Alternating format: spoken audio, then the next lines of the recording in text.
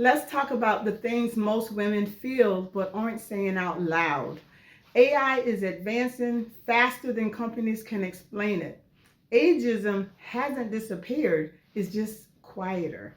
And the economy is rewarding speed and flexibility, not tenure. If you felt a subtle sense of unease about your income or future, that feeling isn't weakness, it's awareness. Hi, I'm Catherine Allen, founder of Breakout Life Coaching and Consulting. I help women create income, security, and freedom by building an online business without abandoning your job or career.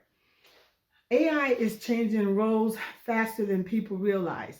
Tasks are being automated quietly. So, what you may have done yesterday or a few weeks ago, the company has now automated. So your service may not be needed. Job descriptions are expanding without pay increases. You have to do more, but you're not getting a raise for it. Learn this new role has become a constant expectation, and you need to ramp up quicker than what you're doing. The pace favors those with options. And I hate to say this, but ageism still shapes opportunity. Experience is praised, but not always protected. Hiring slows down after the age of 45. It used to be higher, 55 plus, but not anymore. Advancement narrows as you get older. And re-entry becomes harder, not easier, once you are 45 plus. That is the reality. In this new era of the workforce, the economy rewards adaptability, not loyalty. Companies pivot quickly, and it could be going on around you. The talks are going on. You have no clue about what is happening. Workers absorb the impact. So, with the changes that are happening, either you have more work to do or you are required to learn a new function and to ramp up quickly. Stability is no longer guaranteed. Decades ago, I can't even say years ago, decades ago, once you got a job, it was pretty stable, you like it, it was your choice to stay or to leave. It is not that way now. You have to think of income diversity as a form of protection. The way things used to be, it's not that way today. That is why a plan B is strategic, it's not reactive. You cannot wait for disruptions as your clue to maybe look for something else. Take ownership of your life, take ownership of your income, and be proactive. Prepare for the unexpected. Things are happening behind the scenes that you are not unaware of, but those things could impact you, such as a layoff, such as restructuring. All of these things could impact you. What is your plan in the event of a layoff or restructuring and you are out of a job?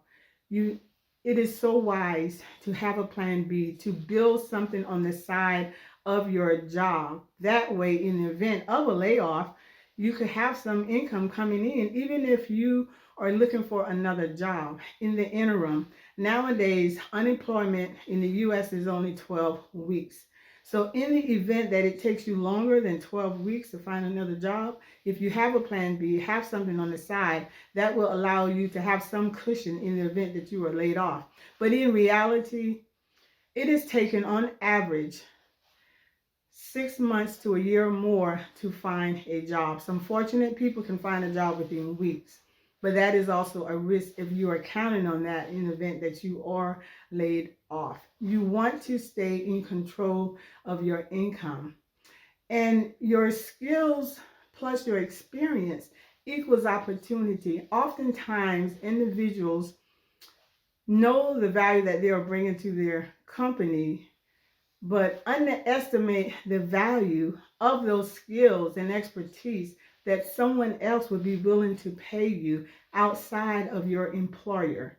You own your skills, so you can do whatever you want to do with those skills the time outside of your job.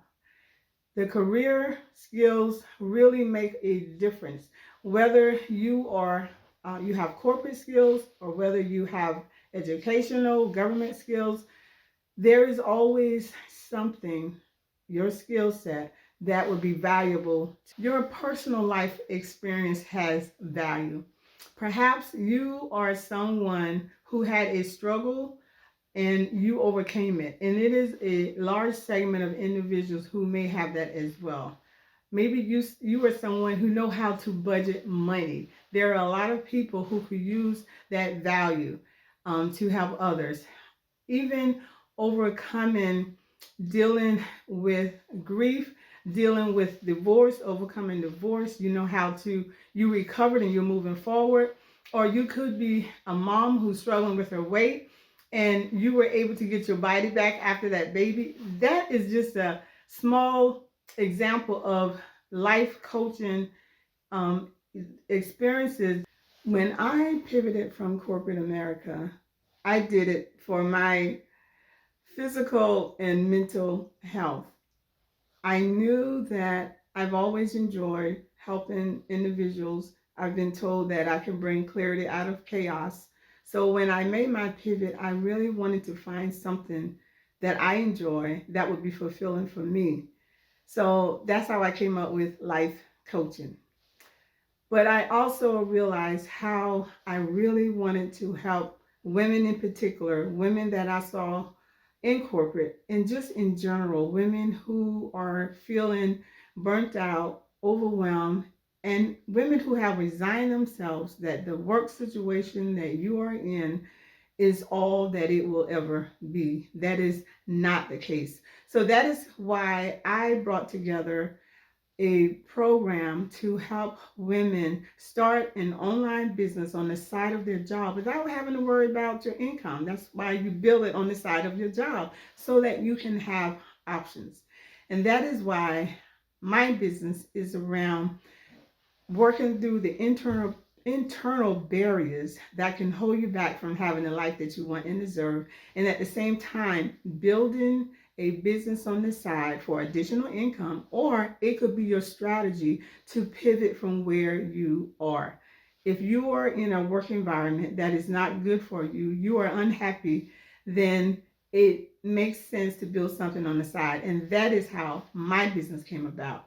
So when you think of building something from your life experience, what have you overcome? What struggles have you risen above? There are women who have a coaching business around helping others to start a business through their chronic conditions.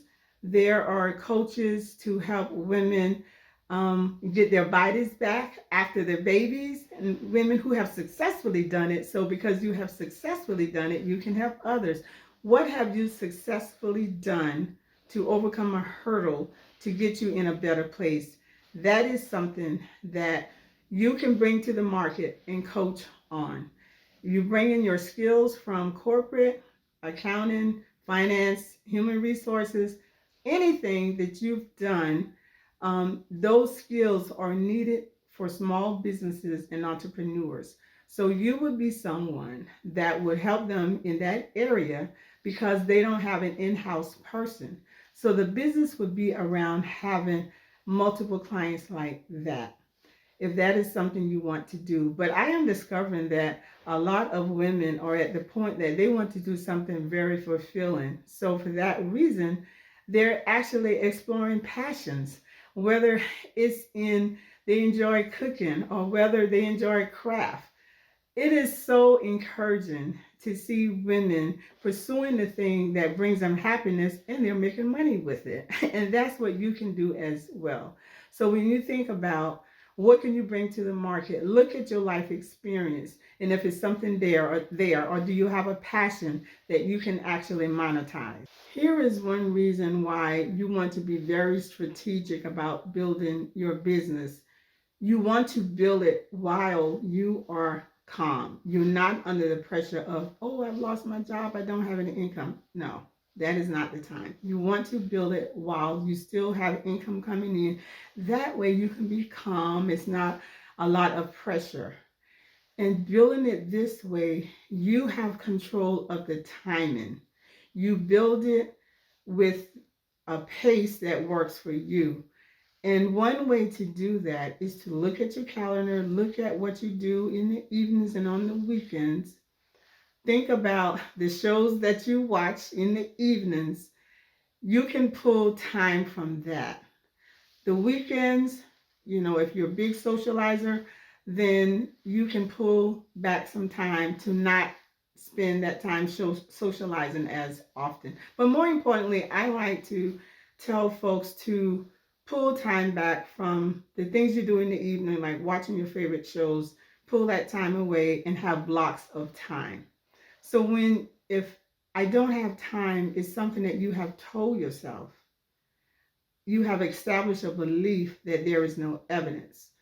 So if you look at it from the standpoint of these two shows I watch every week, well, they're either 30 minutes or an hour. If you give them up, then that would be the time that you will spend devoted to your business, that hour or 30 minutes, 2 or 3 times a week.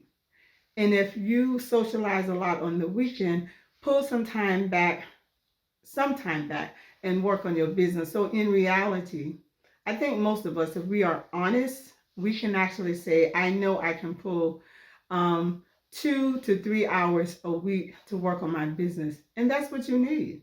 You will be amazed at what you can accomplish when you are committed to that time every week to work on your business. So think about that.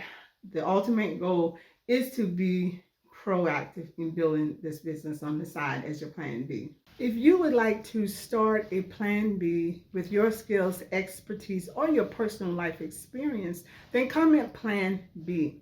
But more importantly, I would like to invite you to a free masterclass that I am hosting, and it is around creating your options. If you want a plan B so that you are not at the mercy of your employer who decides whether you keep a job, which is your income, or not. So do sign up for this free masterclass. The link is in the description below. I thank you for stopping by to watch this video. Do come back, as I will have more videos on how you can create the life you want by starting an online business. So I hope to see you in the next video.